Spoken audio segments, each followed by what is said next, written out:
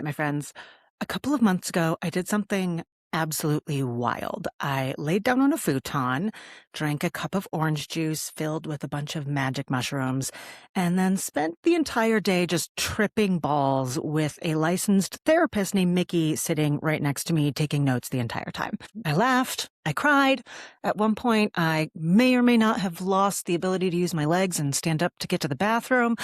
And I had one of the most transformational experiences of my entire life. I was doing an entirely legal psilocybin-assisted therapy session. And that's what we're going to talk about today. The emerging world of psilocybin-assisted therapy, including the legal landscape, the history, the research on its profound benefits.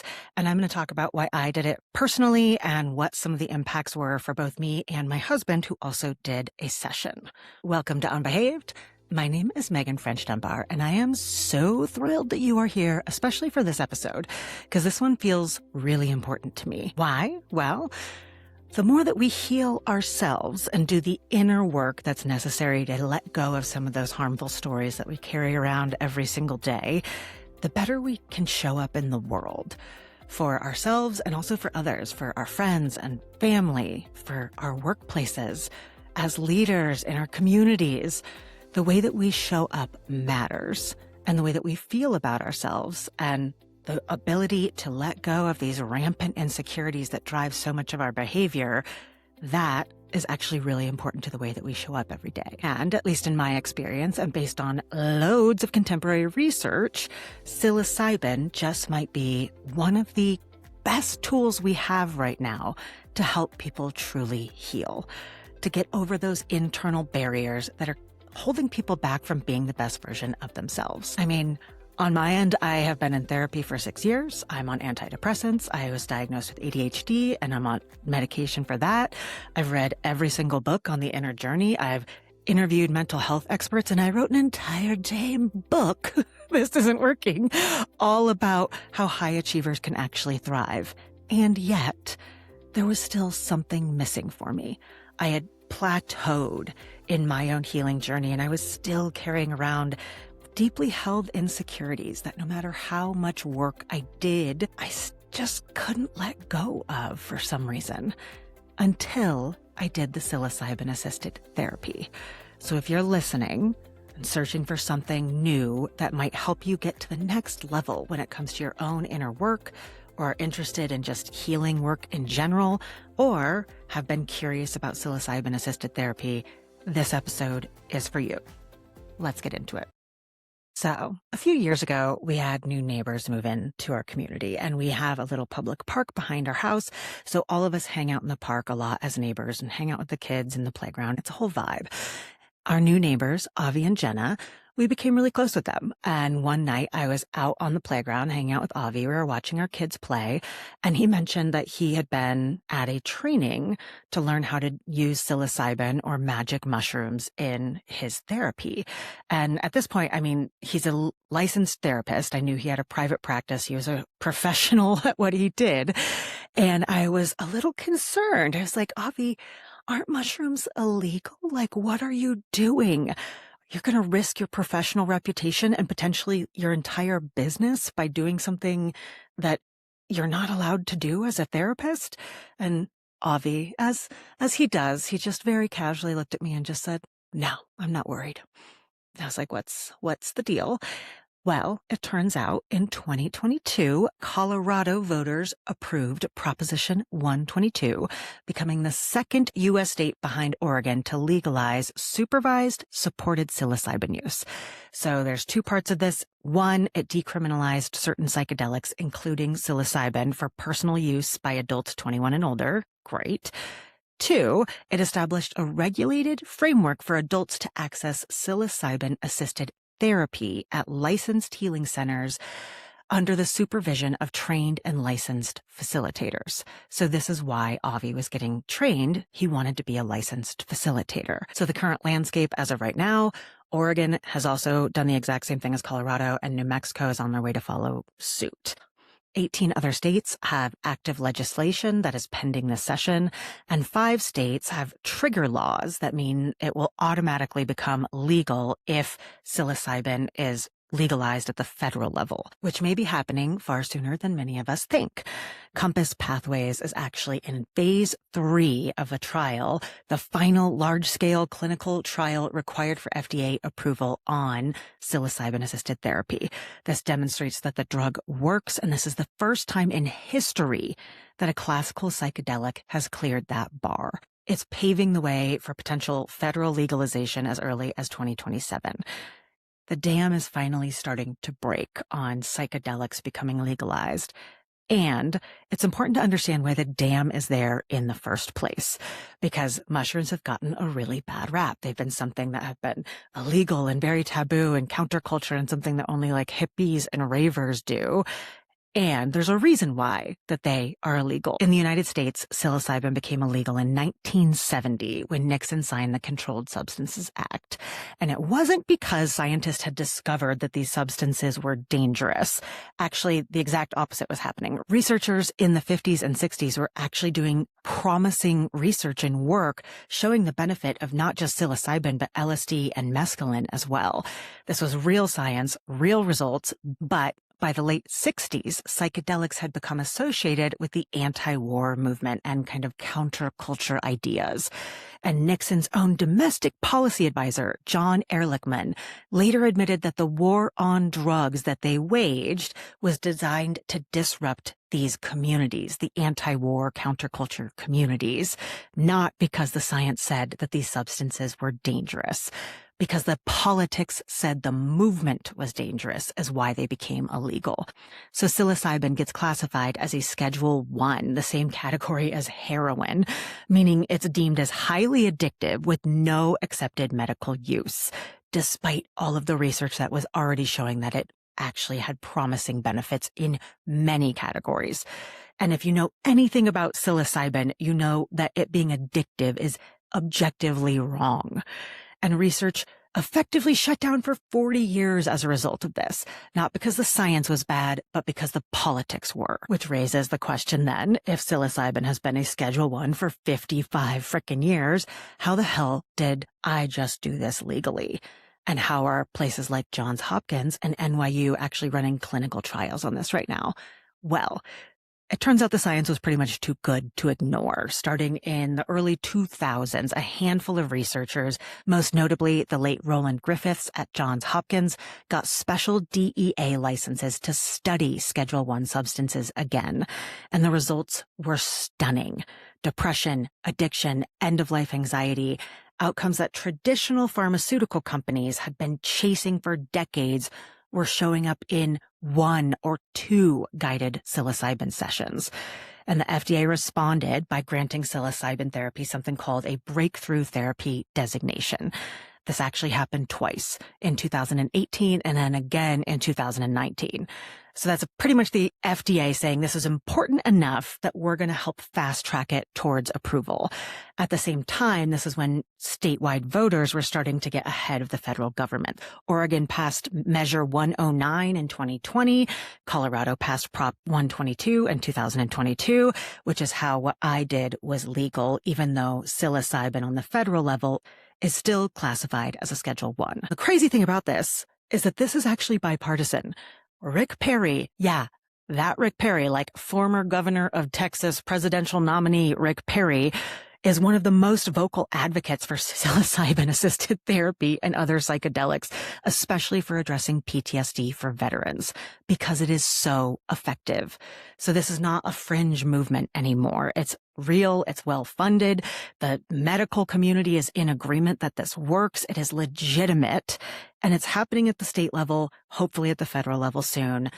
And because it's been so taboo, a lot of people haven't been talking about this, which is why I wanted to talk about it today. So let's dive into just a little bit of the research to understand how this is benefiting people before we go into how my experience transformed me. A few years ago, my husband and I sat down and watched Michael Pollan's docuseries on Netflix, How to Change Your Mind, based on his book with the same title. Each episode profiled the history and then therapeutic benefits of certain hallucinogenics, including MDMA, LSD, mescaline, and psilocybin, aka magic mushrooms.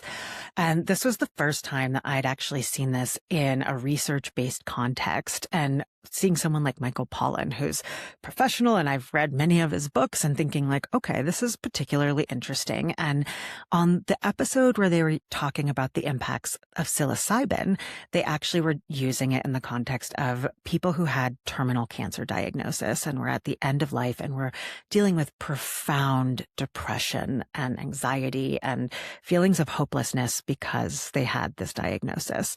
And it turns out that using psilocybin in a therapeutic context was making tremendous impacts in addressing their depression and making them feel like they could face the end of life with dignity and grace and acceptance rather than this hopelessness. And at the time, it was very salient for me because my dad was in the midst of cancer treatment, and I had seen not just the physical toll that all of the chemo and all the surgeries had taken on his body, but the mental toll of the fear and anxiety of dealing with looking at your own mortality. And so seeing the positive impact that psilocybin was having on these cancer patients, it felt personal and it felt inspiring, and I felt really excited about it. And all of a sudden I started seeing what Avi was doing in a very different way.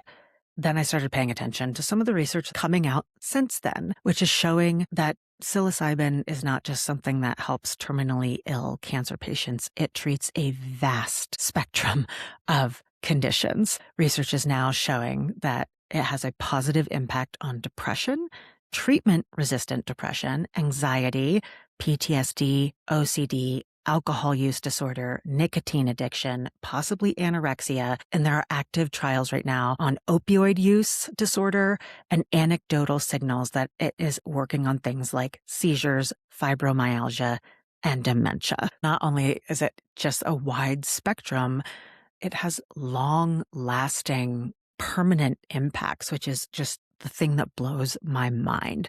Just some of the research around this. 2 doses of psilocybin produce sustained remission in 58% of patients with major depression at the 12-month mark in a Johns Hopkins study. A single high-dose session reduced cancer patients' depression and anxiety at rates near 80%, and those effects were still present 4.5 years later, based on research done at NYU. And the reason that it's having such long-lasting impacts is that psilocybin is being shown that it actually impacts how the brain organizes itself. It's been shown that it flattens the default mode network, reduces our sense of ego, and increases the neuroplasticity in our brains. And so this is why it's so effective, especially with things like therapy, is because it's helping us examine our beliefs and our stories without all of the judgment and emotions. This is why it's impactful in therapy, but also why it's having such profound and long-lasting impacts with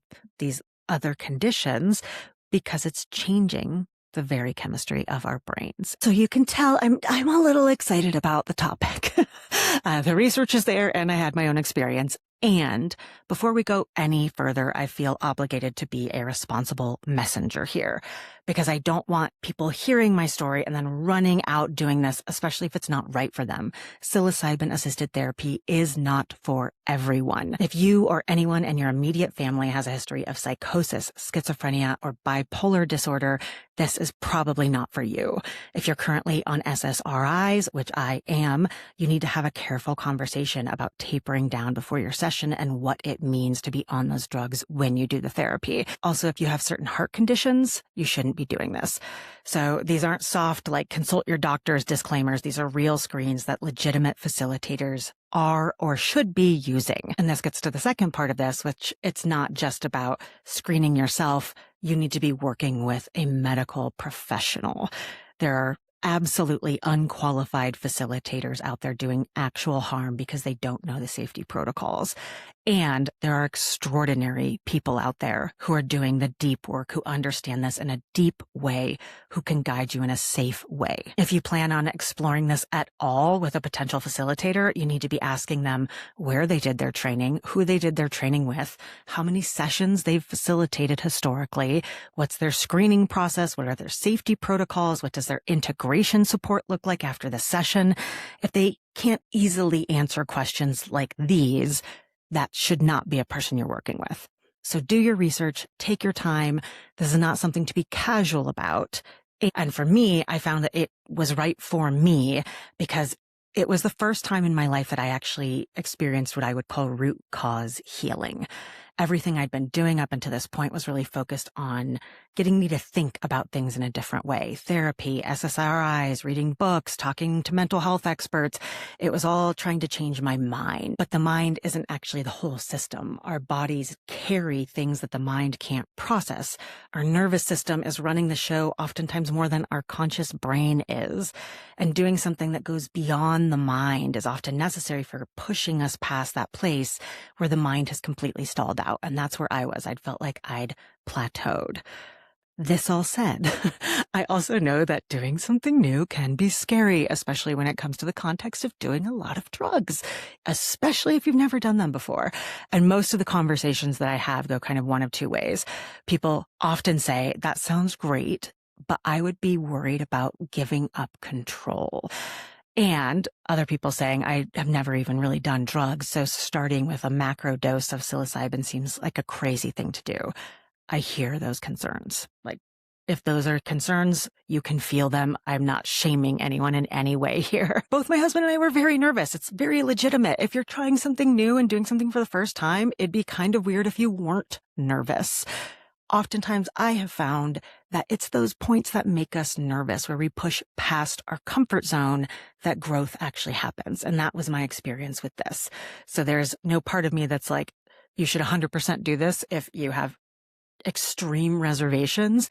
And there's also a bit of an invitation of maybe you need to lose control for a bit in a controlled environment so that you can break through and actually experience true growth. Beyond all of these concerns, there's also just a lot of concern about social judgment. I know that I was experiencing this in a pretty serious way when I was just thinking about doing the psilocybin-assisted therapy. My friend Nathan and I used to take CEOs to different companies for a day who had best-in-class practices, and we'd learn about them from sustainability to people management, and then we do a full deep dive the next day to help them implement these practices at their company. And we were on one of these retreats at the airport, all of us heading out, and we had about 12 CEOs with us, and one of the CEOs was at the airport over lunch. We're all just chit-chatting, and she said, I just heard the most interesting story on NPR. It was about moms who do drugs. And I think it was probably about something like the psilocybin-based therapy, but her knee-jerk reaction, she was a mom herself, was, can you imagine a parent who does drugs? Like, how irresponsible is that? It was one of these little societal stories around, yeah, it's very inappropriate for a mom to do drugs, right? There were also things like, I'd mentioned this to a colleague. I was considering doing psilocybin-based therapy, and they literally said, just don't let them take any pictures of you. If that were to get out in a public way, you might have clients that never want to work with you again, or that might risk your professional reputation. So there was the professional side, there was the mom shame, and then even just in my family, my dad literally still brags to this day, as someone who went to college in the 70s, that he's never, quote, toked the dope. We grew up in a very traditional, strict, no drugs allowed household. And so there were all of these competing levels of shame of how I needed to, quote, behave as a professional and a mom and a family member and a community member, that we don't do drugs, and we definitely don't do drugs and then talk about it. And so I let all of these competing stories really hold me back from taking the leap myself. And that actually all changed at the beginning of this year. I noticed that my husband was really struggling in some of those moments, those really hard, crunchy moments. If you have kids, especially young kids, they occasionally struggle with emotional regulation. They're developing their brains and figuring out how the world works. And they have these moments that are incredibly frustrating when you are a parent. And I felt like my husband wasn't quite living up to the father that I knew he wanted to be. He was just getting really frustrated. And I felt like he wasn't giving himself or the kids the grace and compassion and patience that I know he wants to be able to give. It was the straw that broke the camel's back of me being like, I need to talk to you about this. I'm noticing this frustration and anger that you're holding. And I've also seen some anxiety that you're holding around some certain stuff in your life. And I've talked to you about these things many times, and I don't think I'm equipped to be able to help you. Maybe it's worth considering going and doing the psilocybin-based therapy with Avi, with one of the therapists at their center. He was just like, yeah, I think I'm going to. The next day he called Avi. Avi got him set up with the perfect therapist for him, his business partner, Vince. Because in the interim, between the time that I had talked to Avi, watched the docuseries, all the things, Avi had actually set up one of Colorado's first healing centers with his business partners, Vince and Mickey and Cindy. And all of them are trained facilitators. And so he said, I've got the guy for you, Vince. And I watched my husband go through the entire process of talking to Vince in advance on Zoom to get his family history and understand his concerns. And then the day of, it's a full day journey. You're given a macro dose of psilocybin and you sit with the therapist for the entire day and you just process your shit. This also means that you need someone who can pick you up. So I was the one who went and picked Scott up. And as part of his prep, Vince, the therapist, asked to have a phone call with me, which felt very different, but I loved. And he talked to me about what my hopes and dreams would be for Scott. And as we're getting off that call, and Vince is giving me the instructions on how to pick him up and all the things, he says, when you pick up your husband, he's going to be an entirely new man. And I was like, oh, seems like potentially overpromising and setting me up to be disappointed, but I'm gonna go with it. So this is the context in which I pick Scott. And I show up at the healing center down in Denver, and Vince greets me at the door. He does like a 30-minute debrief with me, talking to me about all the things that came up for Scott, which he had gotten Scott's permission to talk to me about. And then he leads me back to the room where I find my husband in quite a state. I would say he was wrecked. He'd been crying for most of the day. You could see his eyes were like all puffy. He's like this big mushy marshmallow. He just kept talking to me about how much he loved me and the kids. And like, I would have to say this wasn't exactly the quote new man I was expecting or hoping for. And turned out that was actually not the state he stayed in, but he was in that state for about the next 24 hours. And Vince warned me about it, told me that he needed to take the weekend to really just be quiet and process and journal. So that weekend, I took the kids a lot and let Scott do his thing. And after they did the integration sessions where Scott talked to Vince on Zoom once a week for the next 3 weeks to really just unearth and process all the stuff that had come up during the full day session, I really started to see a transformation in my husband. Things that he talked to me about, one of them being anxiety. He is a very anxious person. We've been together for 17 years. It's not like this was new to me. And I also didn't understand the depths that his anxiety had gotten to. There was so much stuff that was going on in the back of his head that he often wasn't even talking to me about. All of that anxiety, it was just like it was gone. He was just like calm and grounded, and that higher version of himself that I knew that he wanted to be with our kids, patient, emotionally regulated, calm and grounded. I owed Vince a bit of an apology. It was like seeing him as a new version of himself. Not different, just like up-leveled. And so based on watching that, I was like, I think that I need to do this myself. I mentioned at the top, I've been in therapy for 6 years. In the first couple years of us working together, we just unpacked so much stuff just through talk therapy. We also did a couple of EMDR sessions, and it was transformational. I was feeling myself healing. I was diagnosed in, I think, 2023 with ADHD after meeting with a psychiatrist. So I got medicated for that. That felt like it really brought me to this next level. And I'd still have significant moments of insecurity. Like I couldn't get to the next level. And so after seeing all of this research coming out, I was like, well, maybe this is the thing that could break through and finally help me release some of these stories that I've been carrying around with me for decades that are really holding me back from being the leader or the mom or the partner or the friend, or even just how I feel about myself on a daily basis that seem to be preventing me from really loving myself unconditionally. What would it feel like to just love myself today? That had never, ever experienced that state. So I decided to jump right on in. I texted Avi and was like, I want to do it too. He said, I got the perfect person for you. I want you to work with Mickey. And I was like, why Mickey? And he just literally said, you'll see. And I was like, okay, that's a incredibly vague statement, but I'm intrigued and I trust you, Avi. So I had my first call with Mickey and I 100% vibed with her in the first call. And she just walked me through the process, which is the same as my husband, which is the same that their healing center works through for pretty much most like standard cases. You do 3 to 4 preparation sessions virtually. So we talk for like an hour. We walk through family history, past experiences, beliefs, blah, blah, blah, blah, blah. You talk about your intentions, what you want to do. Then you have the full day session, and then you have 3 to 4 integration sessions on the back end. I was like, I just watched my husband do it. I'm familiar. We got this. We got everything scheduled. And I literally showed up to my first prep appointment with notes in chronological order, like, here is all my trauma. Here's the source of this insecurity, and here's this, and here's this.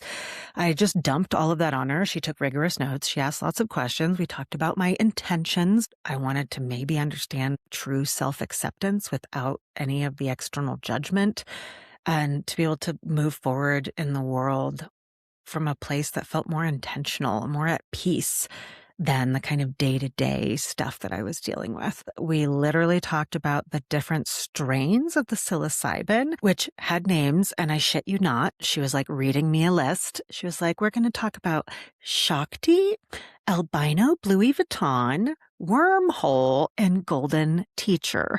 And apparently each of the different strains of psilocybin has a very specific way that it interacts with people psychologically and physically. She was talking about albino Louis Vuitton, and I believe she said she's like a drunk sorority girl. And I was like, say more. She's like, she's going to bring up all sorts of stuff kind of in a chaotic way, but she's going to be encouraging, but also saying some stuff that maybe you don't really want to hear, but like in a fun, light way. And I was like, yeah, let's go with that. So we chose albino Louis Vuitton for the journey. She also told me in advance to make a playlist to go through and think of like all of the relevant, really meaningful songs from my life and put them on a playlist. And take a minute and think about this for your own journey. What would that look like? God, like music can just like bring you, even without the psilocybin, just going back and listening to songs from your life. I have explicit core memories that are tied to certain songs. Jimmy Buffett's Cheeseburger in Paradise. Like, I am 100% 8 years old sitting in my dad's Suzuki Sidekick, singing that at the top of my lungs with my dad. Anyway, so I made my playlist. I had some bangers on there, some Van Morrison, Jimmy Buffett, like all sorts of good stuff. I sent it off to her, and she told me to pack a little backpack with maybe my pillow if I wanted to be comfy, some changes of clothes, because she said everyone has different physical reactions from getting really hot to getting really cold to maybe both. She said to maybe expect to cry a lot, that lots of people like have lots of snot, that it's like your body is like flushing stuff out. And so to bring clothes that can support that experience and whatever that looks like, and maybe some cute little talismans. So I brought this like bracelet that I had gotten in the Amazon and a couple of my kids' little snuggly stuffies, and I don't even know what else is in there. And so the day of, I literally have my little backpack, my pillow. I like look like a kid going to summer camp. Avi texts me the day of, like, how are you feeling? And I send him a picture like, here I am. And to be honest, I felt like terrified, nervous, scared, terrified, but also like a little excited. I call this a state of being anxiety. I knew it was going to be something that was going to be good. And it's also really scary to just hand over control like this. So for reference, I have done magic mushrooms outside of a therapeutic context before. I've had great experiences on them. For those previous experiences, I'd taken about 1 gram of mushrooms. And for the therapy, you do a macro dose. So I was going to be doing just over 3 grams. I was like, I'm going to be taking the most amount of drugs I've ever taken in my life and then sitting in a room with a sober person for an entire day while who knows what happens, both mentally and physically to me. I like lose control of my mental faculties and spew all of my trauma and process all of my garbage in front of a person who I've just met 1 month ago. We're just going to do that and feel great about it. That is not how I was feeling. I mentioned all this to Mickey when I arrived at the healing center, and she said, if you didn't feel like that, I would be concerned. It is 100% natural to feel all of those feelings. And I was like, okay, good. So, feeling all those feelings, I arrive at the healing center, which is quite literally, it's in Denver, in like a nondescript office building on top of a Wells Fargo across the street from an old mall. And I was like, this is not the environment I was expecting. But I trust them. So I went in, met Mickey at the lobby. She takes me back and she's like completely transformed her office space. It's a very long, large room. She's got these gorgeous sheets of fabric all over the ceiling, these like gorgeous moving lamps that are putting purple and yellow lights out, comfy futon with like little blankets and pillows. There's a couch that has this healing light mat on it, little tables and chairs and like all sorts of stuff. It just like felt so magical and comfortable and delightful. So I was like, okay, this feels much better. We sit down and Mickey reviews the safety protocols, which Mickey quite literally is one of the people who co-wrote the safety protocols for psilocybin-assisted therapy for the state of Colorado, which have now been adopted in Oregon as well.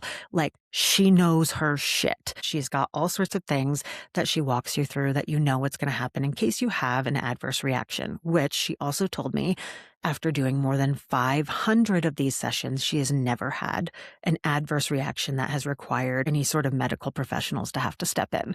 So I felt safe. We talked back through the intentions. She also gave me some guidance, which was really helpful, and I'm glad she did. She said that a lot of the people say they have kind of this internal dialogue going on. There's all sorts of thoughts and things that are coming up, and they end up holding back on telling Mickey about them because they're worried about how it'll be perceived or whatever is holding them back. And then at the end, they typically say that they wish they had said more of the stuff that was happening in their brains out loud so that Mickey could record it and they could process it later. Because you don't get to a place where you're unconscious and you're like blacking out. It's not like drinking so much alcohol that you are incapacitated. You are conscious. You remember every single thing that happens. And at least my experience was there's so much that happens that having someone there to record as much as humanly possible is extraordinarily helpful. She gives me these instructions. Cindy brings in a little tray. It's got a glass of orange juice, exactly 3 grams of the Shakti Louis Vuitton ground up. Putting the mushrooms in the orange juice actually makes it so it integrates faster into your system and makes it so that often you don't feel the kind of queasiness that is sometimes associated with taking psilocybin. I take a big breath. I'm like, I think I'm ready for this. And I'm still feeling very nervous. And it's at this moment I had a little bit of a flashback. I got the incredible experience of once flying on a float plane into the middle of the Amazon rainforest to stay with the afterward tribe for over a week. It's an indigenous tribe at the head of the Amazon River in the middle of the rainforest. And one of the parts of that was doing plant medicine. We did ayahuasca with the shaman. And I was also terrified of losing control of my body and my brain and all the things. And the shaman had told us that this medicine is of the earth. It has the earth's wisdom in it. And part of that is that it knows exactly what you need. And that your role here is just to trust the medicine, that whatever is going to happen and that comes up is exactly what you need to heal right now. That was incredibly helpful as a thing that got me to take the ayahuasca, which was a transformational experience in itself. I took that in mind. Like, this is a medicine of the earth. It knows what I need. Mickey talked me through a lot of the reverence that she has for this incredible medicine. And then she told the medicine of our intentions, which I was like, what is even happening here? And then she asked me if I wanted to talk to the medicine. And I felt ridiculous talking to a bowl of mushrooms. And I was also like, you know what? When in Rome, I am just going to get over myself. I'm going to go ahead and talk to them, give them my thanks, my gratitude, my love, and tell them what I'm looking for. So I spoke my intentions straight to them. They put them in the orange juice, bottoms up. Immediately, Mickey's like, I would advise that you might want to lay down. So I laid down on my back. And I would imagine it was within 20 minutes. I was seeing gorgeous, fractal patterns starting to show up in the fabric on the ceiling. And I was like, okay, here we go. And then I would say for the next few hours, I was transported to a mystical place. And I will say here, to try to explain what this feels like to someone who has not done this before, it is like trying to tell someone who cannot smell what mint smells like or something. It is impossible. So I will try to walk you through a little bit of what happened and go into some of the insights that I had, because that's really some of the important stuff, with the caveat that this is a really hard thing to try to explain. So I'm not even going to get like most of the experience in here, but we'll just go with what we've got. So I'm laying down, and I'm imagining it's the first like 45 minutes or so, things are starting to float into my brain. Deep truths that they're like in my subconscious that need to be spoken out loud, or like that I haven't ever given voice to. And I'm like going through past stories in my head and seeing them from different ways. And they're like cycling through one after the other after the other. And I'm noticing right away that I'm having this feeling that Mickey had mentioned of like not wanting to say stuff out loud. And part of it was like, I don't know if my mouth is going to work right now. And part of it was I still had a little bit of that, what is she going to think of me when I say this? And that moment right there, what is she going to think of me, made me realize that I had this little voice in my head that before I spoke a word, and this wasn't just in this room with Mickey, this was in every relationship in my life, with maybe the exception of like two, that I always have this little voice that says, is this okay? Is this going to make the person angry? Are they going to judge me? Are they going to think less of me? Am I stupid? Does this sound stupid? There's like so much judgment that is wrapped up in there. And if something around this sounds kind of similar, I'm imagining you might have a similar voice as well. And it comes as no surprise to me, because so many of us are conditioned to put other people's comfort over our own, to doubt our contributions, to worry about the way in which we're perceived. Are we doing things that are societally acceptable? We create these coping mechanisms, things that help us stay within the parameters of what's socially acceptable or how we're supposed to show up. And this little voice is there. She's just like trying to protect us, trying to make sure that we are accepted and don't get kicked out of the tribe. And the more that I started thinking about this little voice and why it was there, the easier it felt to just kind of let the voice go. And at some point, it transitioned from saying, is this okay? Is this okay to say? Is this okay to say? To, you are okay. You are okay. Your thoughts, your needs, they are just thoughts and needs. They are not wrong. They are okay. They have a right to exist. They have a right to be expressed. You are okay. Like mind completely blown. Honestly, y'all, like I had never experienced this feeling of just sitting in a place of feeling like I was okay and that something that I was doing wasn't wrong or wasn't going to piss someone off. And all of a sudden, I was able to just let that voice go. It was the most profound experience, honestly. It gave me the ability to just keep talking. Just like everything that needed to come out started coming out. And oftentimes Mickey would just sit there and write down notes and capture things. And all the while my playlist is going on in the background. So oftentimes I'd be like in the middle of one thing and then the playlist would come on and it would transport me back to some other part of my life. And then I'd start processing that. And then I'd start tying them in together and just like, oh, this is coming out. I'm sobbing through most of this. I'm a hot mess. And Mickey would occasionally just lob in some little questions to help me go further, which I would say were met with like a wide spectrum of reactions on my side. Sometimes I would answer her. And sometimes, like in the case when she said, Meghan, what do you think the anger is trying to tell you? I literally turned my head, looked her dead in the eye, and just said, fuck you, Mickey. And then we both broke down into complete hysterical laughter, just stomach clutching laughter where I couldn't even breathe. I was laughing so hard. So it was ups and downs. I said I laughed, I cried at the beginning. I was not joking. We just went through this cycle for like hours of just getting all this stuff out until I had to relieve myself. And I'd been laying on my back for hours at this point, and it seemed impossible. I knew that my body had needs, but my body was offline. I felt like my bones had been replaced with gummy worms and my muscles were made of pudding. I couldn't move. I told Mickey, I need to go to the bathroom. And she's like, okay. This was not her first rodeo. She knew this was coming. This was the hardest thing that I did the entire day. I didn't really have a conception of time, but I'm imagining it was more than half an hour of me like flubbering on the ground like a beached whale, trying to just get my muscles to fire or anything to happen that wasn't just jiggling.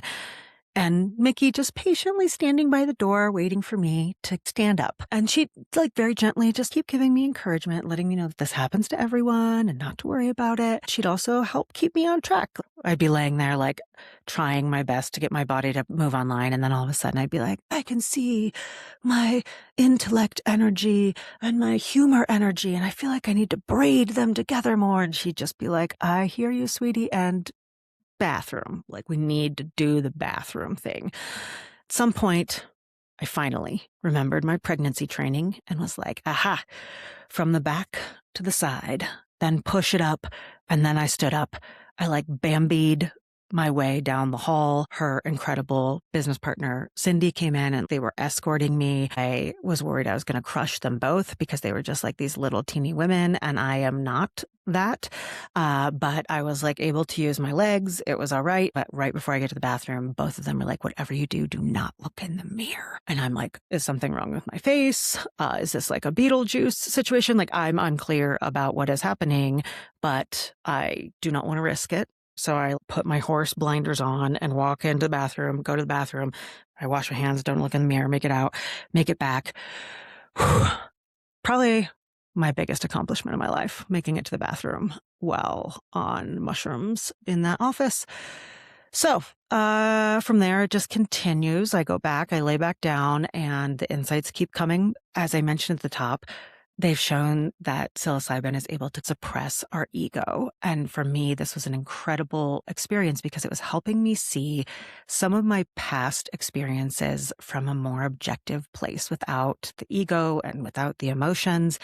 And one of the things that happened for me, which apparently I needed, was that when I looked at these old stories with a new lens, I realized that I'd been just giving other people who in past situations had caused me a tremendous amount of harm from their actions and behaviors, that I'd like given them the benefit of the doubt. I'd extended compassion. There was always this part of me that was like, well, I can understand why they did it and da da da blah.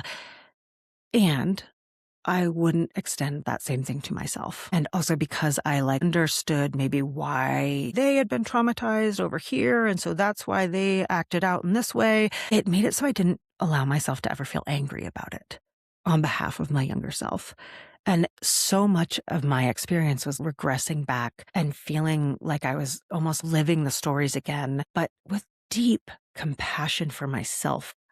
I started feeling very protective of my younger self and started seeing her as someone to protect and not someone to blame. And I got enraged, like so mad. There was so much anger coming out, and it was anger that I had been repressing apparently for like decades. And Mickey was saying things like, I feel like you're pulling down the dam with all the anger stored behind it. And like, I need you to keep pulling down the dam. This is when she asked me about what the anger was trying to tell me. And I told her to go fuck herself. But I needed to experience the anger. It was the thing that in many cases was the missing element that I had been waiting for the 6 years of trying to process some of this stuff in therapy. Just experiencing the anger for myself was the thing that helped me actually let the story go and not for it to have so much hold on me. So that was one other major insight. And the last one being, at one point, I was talking to Mickey a lot about the ways in which some of my ADHD behaviors, I often feel like I am wrong because of the way that I am built. My brain works in a different way. And a lot of times it's a source of shame or making me feel like I should be built differently, or I should work differently. And Mickey dropped an analogy on me that completely changed my entire freaking life. She's like, Meghan, you are a high performance race car. You are built with different components. You are built to go as fast as humanly possible, to be at the highest echelon of performance. You have very specific maintenance needs. You have different parts. You have like an entire different operating system. With that, you have your own user manual on how you need to be maintained and taken care of in order for you to operate in the way that you're supposed to. She's like, are you following? I'm like, I have no clue what you're talking about really, but I'm here for it. I love your vibe. Let's keep going with the race car thing. She's like, okay, so all of us are different cars. We're all built with different components. We all have different user manuals. The problem is we often try to push our user manual onto someone else. So if someone's like a 1990 Ford and comes over and is like, I'm gonna try to take Meghan out for the day, and imposes their user manual on you and gives you the wrong oil, puts on tires that are like too big for your wheel wells, gives you the wrong parts in your engine, and then expects you to go out on the track and perform at your best, and you don't, is that your fault? I was like, no, I don't think it is, right? Mickey, she's like, you're right. It is not your fault. If you are trying, or if someone else is trying to impose a user manual on you that is not yours, and you do not work properly, that does not mean you are wrong. My brain just like couldn't even handle this information. And as I started thinking about this, I was like, oh my God, so many of us are handed a user manual that doesn't work for our fucking car. And this is especially true for women, right? We're handed a user manual on how to look, how to behave, how to perform, what success is, all these things that we're supposed to do. And the kicker is, that is a manual that was made up by men under patriarchy for a non-existent car that doesn't even work. And that is the instruction manual that all of us are trying to use and wondering why we feel like we're wrong every day of our lives, why we're deficient, why we're broken. It's because we are given a user manual that is not the one that works for our fucking car. So between the car manual situation and realizing I had this little voice in my head who had now transformed from, is this okay, to you are okay, and being so angry on behalf of my younger self and seeing these stories in a more objective way, I felt like by the end of the session, I was sitting in a place of self-acceptance, of knowing that I was not broken or wrong, that I was okay, that I am built the exact way that I am, and that there's nothing wrong with it, and that I love how I'm built. And I had never in my life experienced what it felt like to just feel happy as I am. I don't know if any of us do. Very few of us actually have this experience of knowing what it feels like to just purely accept ourselves as we are, to revel, to marvel, to be in awe of the person that we are. Full stop. So many of us are walking around every day, letting our insecurities drive our behavior, drive the way that we think about ourselves, drive the way that we treat other people. It's impacting our leadership, our parenting, the way we show up as friends and family members and community. And the more of us that could feel this way of just feeling whole and loving ourselves as we are, it would change the way that we show up, the way that our communities are built. It would help so many people thrive in the way that we just treat each other and we treat ourselves. My deepest wish that this is something that other people could experience more often. And remember at the top when I talked about how this felt like something that was so important to share, and it's why I wanted to do a whole episode about it. It's because of unlocking something as profound as this, of healing these core wounds and feeling whole. And what a gift that could be, and how this is what the psilocybin unlocked for me. So that was a bit of my journey of the day of.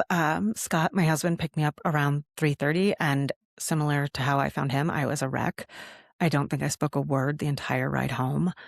I just went straight to bed when I walked in. Like, I was so excited to see my kids and like gave them like kisses because I like loved them so much and just wanted to smush their little faces. And then I went right to bed at like 5 o'clock at night.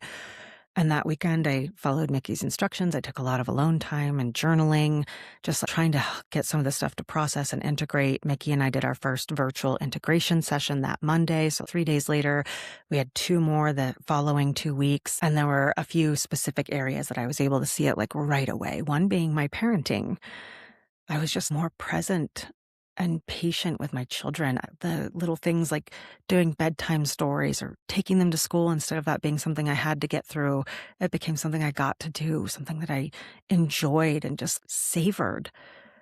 Every time they'd ask me to like watch their dance or listen to the thing that they learned or all those things that sometimes I just feel so busy that I don't fully pay attention to, I was just there with them, enjoying them, soaking them in. And it has been the way that I've felt pretty much this entire time since. My relationship with my husband, I took the car manual and I ran with it. I quite literally wrote down my user manual. My husband and I had a date night and I took him out and I walked him through my user manual, like step by step. I wrote down things that are benefits of this way that I operate and the way that I'm built, and things that might be really challenging. Here's the ways in which I see how I am built on this particular issue, where I see that you are different and where I see that that might cause tension between us. It helped me get to this point of understanding how much you can deepen a relationship when, one, you understand your own user manual and help your partner understand it, and when you understand theirs.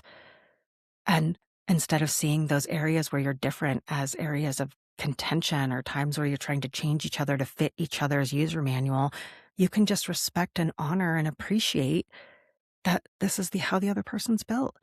By the end of the dinner, my husband was like, I feel like I have such a better understanding of you. And I felt the same thing about him. It was a way to deepen our relationship. It's incredible. The third lasting impact for me was a bit of this insecurity.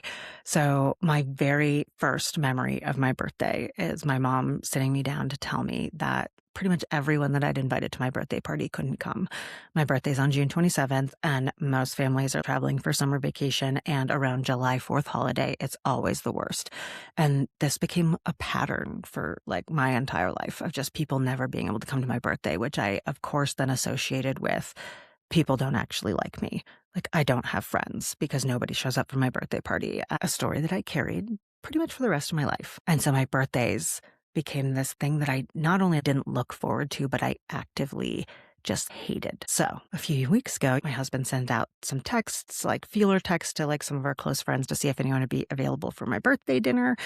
And surprising absolutely nobody, no one was in town, not a single human. And instead of this becoming a thing, for the first time in my life, I just received it as information. Not an indictment of my character or proof that nobody loves me, but just like, oh, damn, that sucks. People are out of town. Okay. Like, move on. What?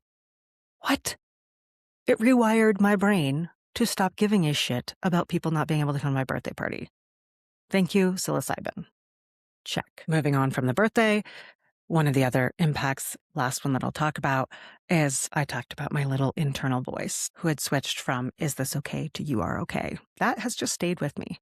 At the end of May, I flew to the UK to go on a leadership retreat in Glastonbury with 12 other leaders from around the world in this little community that I'm a part of, and I did not know a soul, not a single soul heading into the trip. And we were doing like 72 hours of deep work with this incredible philosopher, Tim Freak. And normally, this would have been the type of situation that made me feel incredibly insecure, where I would very much hold myself back and like wait on the outside of the group to see what the dynamics were before I really let anyone see who I actually am and lead people first. And I just didn't care. I was so grounded, so joyful, so delighted in myself, trusting myself, whatever was coming up, whatever I wanted to do.